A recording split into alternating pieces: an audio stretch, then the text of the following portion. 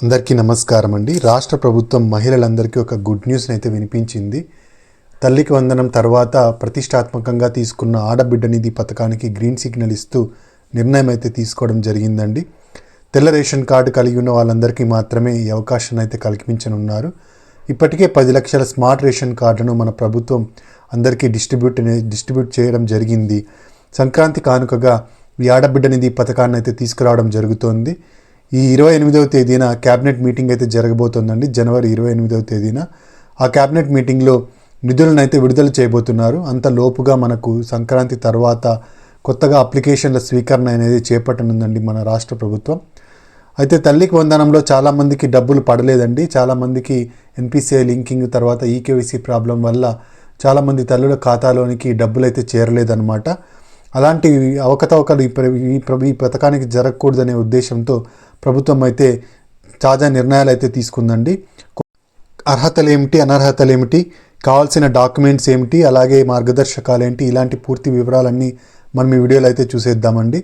మీరు ఇంతవరకు నా ఛానల్ని సబ్స్క్రైబ్ చేసుకున్నట్టయితే దయచేసి సబ్స్క్రైబ్ బటన్ పైన క్లిక్ చేసి గంట సింబల్ పైన ప్రెస్ చేసి ఆల్ పైన క్లిక్ చేయండి. దీనివల్ల నేను చేసే ప్రతి వీడియోకు నోటిఫికేషన్ మీకు అందుతుంది. ఏపీ ప్రభుత్వ పథకాలకు సంబంధించిన ఏ సమాచారాన్ని మీరు మిస్ అవ్వకుండా ఉంటారు. లైక్ చేయండి, షేర్ చేయండి, వీడియోని ఎక్కడ స్కిప్ చేయకండి, చివరి వరకు చూడండి. దీనివల్ల ఇంపార్టెంట్ పాయింట్స్ మిస్ అవ్వకుండా ఉంటారు. ఇక ఆలస్యం చేయకుండా ఆ వీడియోలోకి అయితే వెళ్ళిపోదాం. సూపర్ 6 పథకాలతో సూపర్ హిట్ కొట్టిన మన కూటమి ప్రభుత్వం అతి త్వరలో ఆడబిడ్డ నిధి పథకానికి గ్రీన్ సిగ్నల్ అయితే ఇవ్వబోతోందండి. దీనికోసం ఇప్పటికే 3,300 కోట్ల రూపాయలను విడుదల చేయడం జరిగింది. మహిళలందరూ ఎప్పుడెప్పుడా అని ఎదురు చూస్తున్న ఈ ఆడబిడ్డ నిధి పథకానికి మన చంద్రబాబు నాయుడు గారు గ్రీన్ సిగ్నల్ అయితే ఇచ్చేశారండి. సంక్రాంతి తర్వాత దీనికి సంబంధించిన అప్లికేషన్ల స్వీకరణ ప్రక్రియ అయితే ఉంటుందన్నమాట. ఈ అప్లికేషన్లను మనకు సచివాలయాల్లో తీసుకోవడం జరుగుతుంది. 18 సంవత్సరాల నుంచి 59 సంవత్సరాల మధ్య వయసున్న మహిళలందరూ ఈ పథకానికి అర్హులుగా ఉంటారండి. అయితే మహిళలందరూ హౌస్ హోల్డ్ మ్యాపింగ్లో మ్యాప్ అయి ఉండాలండి. మీకు సంబంధించిన సచివాలయం ఏదైతే ఉంటుందో ఆ సచివాలయంలో హౌస్ హోల్డ్ మ్యాపింగ్లో మీరు మ్యాప్ అయి ఉండాలి.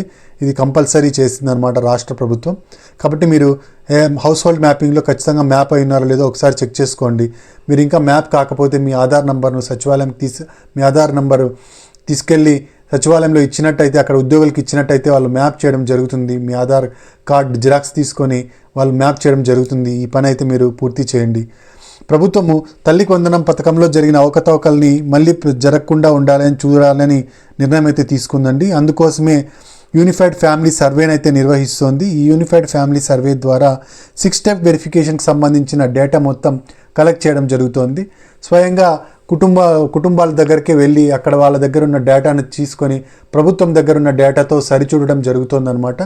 దీనివల్ల ఎటువంటి ఇబ్బంది లేకుండా 6 స్టెప్ వెరిఫికేషన్ కార్యక్రమం పూర్తి చేయాలని ప్రభుత్వం అయితే యోచిస్తోందండి. మనకు ప్రభుత్వం వచ్చేసి 6 స్టెప్ వెరిఫికేషన్ ద్వారా 6 పద్ధతుల ద్వారా వెరిఫికేషన్ అయితే చేయడం జరుగుతుంది. ఈ ఆడబిడ్డ నిధి పథకానికి కూడా 6 స్టెప్ వెరిఫికేషన్ అయితే చేయడం జరుగుతుంది. దానిలో ముఖ్యంగా మొదటిది వచ్చేసి కరెంట్ అండి. కరెంట్ వచ్చేసి 300 యూనిట్ల కన్నా ఎక్కువ ఉండకూడదు. నెలకు 300 యూనిట్ల కన్నా తక్కువే రావాలి, కానీ ఎక్కువైతే ఉండకూడదండి. ఇక నెక్స్ట్ వచ్చేసి ఇన్కమ్ ట్యాక్స్ అండి. ఇన్కమ్ ట్యాక్స్ అనేది మీ ఇంట్లో ఎవరు ఇన్కమ్ ట్యాక్స్ పే చేస్తూ ఉండకూడదు. ఇన్కమ్ ట్యాక్స్ పే చేస్తూ ఉన్నట్టయితే ఈ పథకం అనేది మీకు రాదు. తర్వాత మీ ఇంట్లో ఎవరు గవర్నమెంట్ ఎంప్లాయీస్ ఉండకూడదండి. గవర్నమెంట్స్ కేంద్ర రాష్ట్ర ప్రభుత్వ ఉద్యోగులు ఎవరు ఉన్నా కూడా మీకు ఈ పథకం అయితే రావడం జరగదు. ఇక ఆదాయం వచ్చేసి గ్రామీణ ప్రాంతాల్లో 10,000 రూపాయల కన్నా తక్కువ ఉండాలి. పట్టణ ప్రాంతాల్లో 12,000 రూపాయల కన్నా తక్కువ ఉండాలి. అంతేకాకుండా మీ ఇంట్లో కార్ అనేది ఉండకూడదండి. ప్రైవేటు వాహనాలుగా కారు ఉండకూడదు. మీరు మీ ఇంటి అవసరాల కోసం కారు వాడినట్టయితే అది మీకు ఈ పథకం అయితే రాదు. కేవలం ట్యాక్సీ లేదా ట్రాక్టర్లకు మాత్రమే వీళ్ళ వెసులుబాటును అయితే కల్పించడం జరిగింది. మనకు భూమి వచ్చేసి మాగాని 3 ఎకరాలు, మెట్ట 7 ఎకరాలు, అంతకన్నా ఎక్కువైతే ఉండకూడదండి. ఇక 1000 చదరపు అడుగుల కన్నా తక్కువ అయితే మున్సిపాలిటీల్లో ఉండాలి, అంతకన్నా ఎక్కువైతే ఉండకూడదు. ఇది 6 స్టెప్ వెరిఫికేషన్ అంటారు. ఈ 6 స్టెప్ వెరిఫికేషన్ ద్వారానే ప్రతి పథకాన్ని మన ప్రభుత్వం చెక్ చేయడం అయితే జరుగుతుందండి. మన డేటానైతే సరిచూసుకుంటున్నారు ప్రభుత్వం వారు. యూనిఫైడ్ ఫ్యామిలీ సర్వే, ఏకీకృత ఫ్యామిలీ సర్వేని అయితే చేస్తూ ప్రతి ఫ్యామిలీకి ఒక ఐడెంటిటీ నంబర్ని అయితే ఇవ్వడం జరుగుతుంది.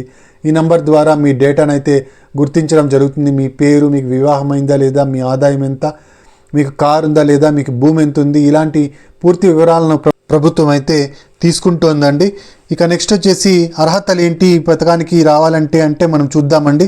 అర్హతలు వచ్చేసి 18 సంవత్సరాల నుంచి 59 సంవత్సరాల మధ్య వయసు ఉండాలండి. ఎస్సీ, ఎస్టీ, బీసీ, ఓసీ వర్గాల్లో ఏదో ఒక వర్గానికి చెంది ఉండాలి. బ్యాంక్ అకౌంట్ లేదా పోస్ట్ ఆఫీస్ అకౌంట్ ఉండాలి. మనకు డబ్బులు వచ్చేసి డీబీటీ పద్ధతిలో వేయడం జరుగుతుందండి. డైరెక్ట్ బెనిఫిషియరీ ట్రాన్స్ఫర్ కింద డబ్బుల్ని డైరెక్ట్గా బ్యాంకు ఖాతాలోకి వేయడం జరుగుతుంది. ఒకేసారి మహిళల ఖాతాలోనికి 18,000 రూపాయలు వేయాలని చెప్పేసి ప్రభుత్వం భావిస్తోందండి. దీనికి సంబంధించిన జియోను కూడా విడుదల చేసేందుకు సన్నాహాలు అయితే మొదలుపెట్టింది. ఇక ఆంధ్రప్రదేశ్ స్థిర నివాస అయి ఉండాలి, ఆంధ్రప్రదేశ్లో నివాసం ఉండాలి, అంటే మీ ఆధార్ కార్డులో ఆంధ్రప్రదేశ్ అడ్రస్ ఉండాలి. ఇవన్నీ మీకు కావాల్సిన అర్హతలండి. ఇక అనర్హతలు వచ్చేసి ఎన్టీఆర్ భరోసా పెన్షన్ తీసుకుంటున్న మహిళలకి ఈ పథకం వర్తించడం జరగదు. ఇక 6 స్టెప్ వెరిఫికేషన్లో ఫెయిల్ అయిన మహిళలకు కూడా ఈ పథకం వర్తించడం జరగదు. అంతేకాకుండా ఈకేవైసీ ప్రక్రియ అనేది పూర్తి అయి ఉండాలండి. మహిళకు మీ రేషన్ కార్డుకు లింక్ అయి ఉన్న ఆధార్ నంబర్కి ఈకేవైసీ ప్రక్రియ పూర్తి చేసి ఉండాలి. మీరు ఇంకా చేయనట్టయితే మీ దగ్గరలోని మీ రేషన్ దుకాణానికి వెళ్ళి అక్కడ ఈకేవైసీ ప్రక్రియను అయితే పూర్తి చేయండి. ఇక వితంతు పెన్షన్ తీసుకుంటున్న మహిళలు కూడా ఈ పథకానికి అనర్హులు. అంతేకాకుండా ఒంటరి మహిళా పెన్షన్ తీసుకుంటున్న వాళ్ళు కూడా ఈ పథకానికి అనర్హులండి. ఇక కావాల్సిన డాక్యుమెంట్స్ ఏంటి అంటే ఆధార్ కార్డు కలిగి ఉండాలండి, రేషన్ కార్డు, తెల్ల రేషన్ కార్డు ఉండాలి, స్మార్ట్ రేషన్ కార్డు ప్రభుత్వం ఇచ్చింది కదండి, అది తెల్ల రేషన్ కార్డు అది ఉండాలి, బ్యాంక్ అకౌంట్ ఉండాలి లేదా పోస్ట్ ఆఫీస్ అకౌంట్ ఉండాలి, క్యాస్ట్ ఇన్కమ్ సర్టిఫికేట్ ఉండాలి, ఫోన్ నంబర్ ఉండాలి. ఇవన్నీ డాక్యుమెంట్స్ అండి, కావాల్సిన డాక్యుమెంట్స్. మనకు ఏకీకృత ఫ్యామిలీ సర్వేలో ఉన్న డేటాతో మీరు ఇచ్చే డేటాను, మీరు చెప్పే డేటాను తీసుకొని ప్రభుత్వం దగ్గర ఆల్రెడీ ఉన్న డేటా, గతంలో ఈ పథకం ఆల్రెడీ ఉండేదండి. వైసీపీ గవర్నమెంట్ ఉన్నప్పుడు వైఎస్ఆర్ చేయూతగా ఉండేదన్నమాట. 18,750 రూపాయలు మహిళలందరికీ అందించేవాళ్ళు. ఈ చేయూత పథకంలో ఉన్న డేటాను మనకు మహిళలకు చెక్ చేయడం జరుగుతోంది. అంటే ఆ డేటాను ఇప్పుడున్న డేటాను సరిచూసుకోవడం జరుగుతోంది. 6 స్టెప్ వెరిఫికేషన్లో యూనిఫైడ్ ఫ్యామిలీ సర్వే ద్వారా తీసుకున్న డేటాను, ప్రభుత్వం దగ్గర ఉన్న డేటాను, అంటే ఇంతకుముందు వైఎస్ఆర్ చేయూత ద్వారా ఉన్న డేటాను రెండు కలగలిపి చూడడం అయితే జరుగుతుంది. చూడడం ద్వారా మహిళల్లో ఎవరెవరు అర్హులు ఎవరెవరు అనర్హులు చూడడం అయితే జరుగుతుంది.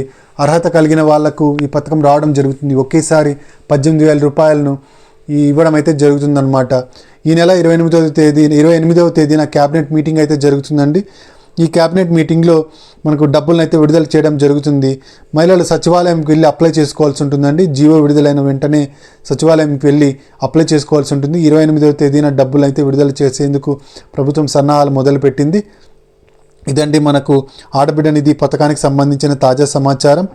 మీరు అప్లై చేసుకోవడానికి అవకాశం అయితే కల్పించనుంది. సంక్రాంతి తర్వాత అయితే అవకాశం అయితే కల్పించనున్నారు. అతి త్వరలోనే మీరు గుడ్ న్యూస్ అయితే వింటారు. మీరు ఇంతవరకు నా ఛానల్ సబ్స్క్రైబ్ చేసుకున్నట్టయితే దయచేసి సబ్స్క్రైబ్ చేసుకోండి. వీడియోని అయితే తప్పకుండా లైక్ చేయండి. మీకు తెలిసిన వాళ్ళందరికీ వీడియోని షేర్ చేయండి. Thank you very much.